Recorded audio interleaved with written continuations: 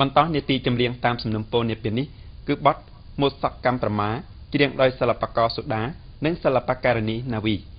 បទនេះឆ្លើយតបតាមសំណុំពររបស់ម្ចាស់លិខិតគឹមរតនា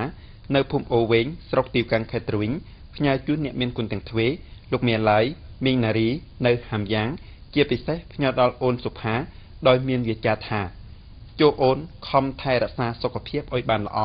បងស្រឡាញ់អូនហើយបងនឹកអូនគ្រប់ពេលវេលាម្ចាស់លិខិតសេតនៅភូមិភូកូកេទ្រវិញផ្ញើជូនឪពុកម្ដាយយាយតាជាទីគោរពចម្រៀងពីរសនឹងភ្លេងបរោះវងវែងស្រែងស្រែងភ្នែកមុតចម្រៀងពីរសនឹងភ្លេងបរោះវងវែងស្រែងស្រែងភ្នែកមុតគុយទាវឆ្ងាញ់នឹងទឹកស៊ុបទឹកគ្រឿងប្រហុកឆ្ងាញ់នឹងអនលំ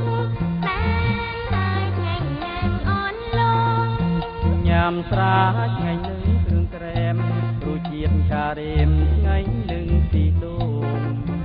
ញ៉ាំស្រាឆ្ងាញ់នឹងគ្រឿងក្រែមរសជាតិការ៉េមឆ្ងាញ់នឹងទីដូង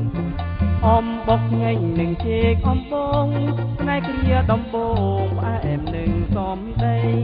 មែនហើយផ្អែមនឹងសំដីត្រីស្អាតត្រូវតែល្អទាំងព្រមមើលទាំងសពជើងដៃត្រកៀបនឹងផ្នែកសំដីកំណល់វត្តវន់គ្រប់លៀងប្រពៃទូទៅហៅត្រីល្អស្អាតពិតមែនឃើញមុខចង់តែសូមស្នេហាប្រោស្អាតមើលមុខដូចក្តាមឆៅហាមកពីណាប្រឹងបាញ់ចេញសំដីកំឡោះឌីស្កូកាន់សងមុតអីបាច់រងខ្លីខ្លីដូចជាតាមប្រមាហើយមុខដូចតាម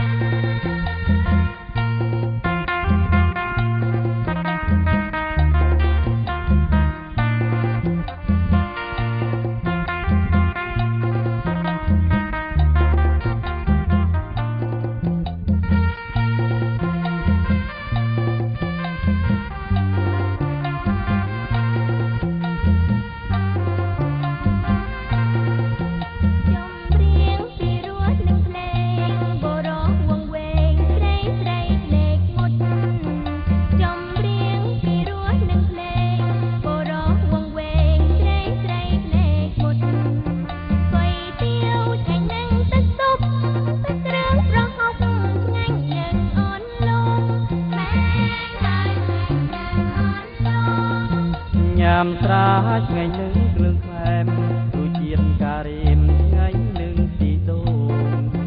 ញ៉ាំស្រាឆ្ងាញ់នឹងគ្រឿងផ្លែមរសជាតិការ៉េមឆ្ងាញ់នឹងទីដូងអំបុកឆ្ងាញ់នឹងជែកអំបងផ្នែកគ្រាដំបងផ្អែមនឹងសំដីមែនហើយផ្អែមនឹងសំដីត្រីស្អាតត្រូវតែល្អទាំងព្រមមើលទាំងសពជើងដៃត្រកៀបនឹងផ្នែកសំដីកំដៅវត្តវន់គ្រប់លៀងប្រពៃ